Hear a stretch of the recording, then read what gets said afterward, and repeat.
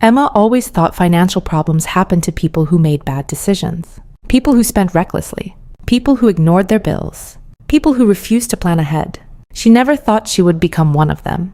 At 31 years old, Emma had done everything she was told would lead to a stable life. She graduated. She found a reliable job. She paid her bills on time. She worked hard and stayed responsible. From the outside, her life looked completely normal. But there was one thing nobody could see. Every month, a few days before her next paycheck arrived, Emma would open her banking app with the same feeling of uncertainty. She would look at the number on the screen and quietly ask herself the same question. How did I end up here again? Because the strange part was that Emma wasn't poor. She wasn't making reckless purchases. She didn't have a closet filled with luxury brands. She wasn't taking expensive vacations every few months. She was simply spending money on things that felt normal. A coffee before work because mornings were stressful. Food delivery because she was too tired to cook. A subscription she forgot she had. A small online purchase because she convinced herself she deserved something after a difficult week. Every decision felt harmless. And that was the dangerous part. Because financial problems rarely begin with one dramatic mistake. They usually begin with small choices that feel too insignificant to question. A few dollars here, a few extra payments there. A lifestyle that slowly becomes more expensive before you even realize it. Then one evening, something happened that forced Emma to look at her money differently. Her car broke down on the way home from work. The repair wasn't life-changing. It wasn't thousands of dollars. But when the mechanic gave her the cost, she felt something she didn't expect. Fear. Not because the bill was impossible, but because she didn't know where the money would come from. She sat in her car afterward, staring at the receipt, realizing something uncomfortable. She had a steady income. She worked hard. She did what responsible adults were supposed to do. So why did one unexpected expense make her feel financially trapped? That question would lead Emma to discover a truth most people overlook. Financial stability is not only about how much money comes into your life. It is also about how much money your lifestyle requires to keep going. And this is where many people misunderstand wealth. They believe the path to financial freedom begins when they earn more. But sometimes the first step is learning how to need less. Because every extra expense creates a silent responsibility. Every upgrade creates a new standard. Every convenience creates a habit. And slowly, without noticing, people build lives that become more expensive than they ever intended. Psychologists call part of this behavior adaptation. Humans are incredibly good at getting used to improvements. The apartment that once felt luxurious becomes ordinary. The car that once felt exciting becomes something you want to replace. The lifestyle that once felt like success becomes the minimum standard you believe you need. And this creates a cycle. Earn more, spend more, need more, repeat. Emma wasn't trapped because she lacked ambition. She was trapped because she had never questioned the invisible rules controlling her spending. Rules that told her a better life always required more things. But what if the opposite was true? What if a better financial life was not created by constantly adding more? What if it was created by removing the things that quietly take away your freedom? That was the beginning of Emma's journey into minimalist money principles. And the first lesson she discovered changed the way she viewed every dollar she earned. The first lesson Emma discovered was surprisingly simple. Financial stability begins when you stop asking, how much more can I afford? And start asking, how much freedom does this decision give me? For years, Emma had measured financial progress by what she could add to her life. A better phone, a nicer apartment, more comfortable furniture, more convenient services. Each upgrade felt like proof that she was moving forward. But she slowly realized something important. Not everything that improves your lifestyle improves your life. Some things only increase the amount of money you need to maintain that lifestyle. This is the hidden cost of modern spending. Most purchases don't only cost the price written on the receipt. They create future obligations. A bigger apartment means higher rent every month. A more expensive car means higher payments, insurance, and maintenance. More subscriptions mean more automatic withdrawals that slowly reduce your flexibility. The purchase happens once, but the responsibility continues. And this is why many people with good incomes still feel financially stressed. Their problem isn't that they don't earn enough. Their problem is that too much of their income is already committed before they even receive it. Emma began looking at her expenses differently. Instead of asking whether something was expensive or cheap, she asked a deeper question. Does this purchase make my future easier or harder? That one question changed the way she viewed money. Because something can be affordable today, and still be expensive for your future. A new car might fit inside your monthly budget, but does it reduce your ability to save? Does it limit your choices? Does it make you dependent on your next paycheck? These were questions Emma had never asked before, and she discovered that many financially stable people think about money differently. They don't avoid spending. They avoid unnecessary commitments. There is a difference. Minimalism is often misunderstood as owning almost nothing or refusing to enjoy life. But financial minimalism is not about deprivation. It's about removing financial noise. It's about creating space between what you want and what you actually need. Because when everything feels necessary, nothing feels optional. And when nothing feels optional, your money controls you. Emma started with something small. She reviewed the expenses that had become automatic, the subscriptions she barely used, the services she paid for simply because they were convenient, the purchases she made out of boredom or stress rather than genuine need. And what surprised her wasn't the amount of money she found. It was how many decisions she had stopped making. Her spending had become a habit, a reaction, a routine. She wasn't always choosing where her money went. Her environment was choosing for her. This connects to one of the biggest ideas in behavioral finance.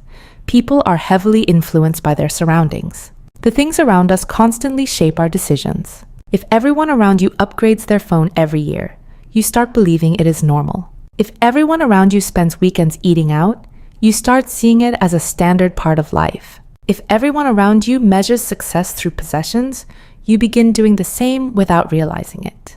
The problem is that normal does not always mean healthy. A financially unhealthy habit can become common when enough people repeat it. Emma realized she had been comparing her life to people who might also be struggling. She was trying to keep up with a lifestyle that nobody had truly mastered, and that realization gave her a new perspective. Financial stability is not about looking successful. It is about becoming harder to financially shake, because the person with fewer unnecessary expenses has something incredibly valuable. Options. They can handle emergencies without panic. They can change jobs without immediate fear. They can invest for the future. They can say no to situations that don't serve them. Money becomes a tool instead of a constant source of pressure. But Emma soon discovered that cutting expenses was only the beginning. Because the hardest part of minimalist money isn't removing things from your life. It's changing the beliefs that made you want those things in the first place. Emma thought changing her spending habits would be the hardest part. She was wrong. The hardest part was changing the way she saw herself. Because money decisions are rarely just about money. They are often about identity. For years, Emma had unknowingly connected certain purchases with success. The nicer apartment represented progress. The newer phone represented staying ahead. The expensive dinners represented enjoying the life she worked hard for. None of these things were wrong by themselves. The problem was the meaning she attached to them. She wasn't just buying products. She was buying feelings. A feeling of achievement. A feeling of belonging. A feeling that she was finally becoming the person she wanted to be. And this is one of the deepest reasons people struggle with spending. Many purchases are emotional decisions disguised as logical ones. A person might say, "I needed this," but underneath that statement might be another truth. I wanted to feel better. I wanted to feel successful. I wanted people to see that I was doing well. Behavioral psychologists have studied this connection between emotions and spending for years. People often spend more when they feel stressed, insecure, tired, or pressured. Buying something creates a temporary sense of control. For a moment, it feels like you are improving your situation, but the feeling disappears, and the financial consequence remains. Emma began noticing this pattern in her own life. She realized that after difficult days at work, she was more likely to order food instead of cooking. After stressful weeks, she was more likely to buy something online. The purchase wasn't solving the real problem. It was simply giving her a short escape from it. Once she understood this, she stopped asking, "How do I stop spending?" Instead, she asked a better question. "What feeling am I trying to buy?" That question changed everything. Because when you understand the emotion behind a habit, you can finally change the habit itself. Emma started creating a different relationship with money. She no longer saw saving as punishment. She saw it as protection. Every dollar she kept gave her more choices. Every unnecessary expense she removed created more breathing room. Every financial decision became a vote for the future life she wanted. This is where minimalist money principles become powerful. The goal is not to make your life smaller. The goal is to make your priorities clearer. A person who spends intentionally can often enjoy life more because they know their money is supporting what actually matters. They don't feel guilty about spending on important things. They simply stop spending on things that don't move their life forward. Emma began applying a simple rule. If something did not create lasting value, it deserved a second thought. Before buying something, she started asking, will this improve my life 6 months from now? Will I still value this decision next year? Or am I just trying to create a temporary feeling? These questions helped her separate wants from needs. And slowly, something unexpected happened. She started feeling richer even before her income changed. Not because she had more things, because she had more control. That is the part many people misunderstand about wealth. They think wealth is the ability to buy anything. But true financial strength is the ability to not need everything. The person who needs every new upgrade is controlled by every new temptation. The person who can choose carefully controls their own direction. Emma was learning that financial freedom begins long before becoming wealthy. It begins the moment your lifestyle stops demanding every dollar you earn. But there was still one major challenge left. Because even after removing unnecessary spending, Emma had to build a system that would protect her progress. A system that would make financial stability automatic instead of something she had to constantly fight for.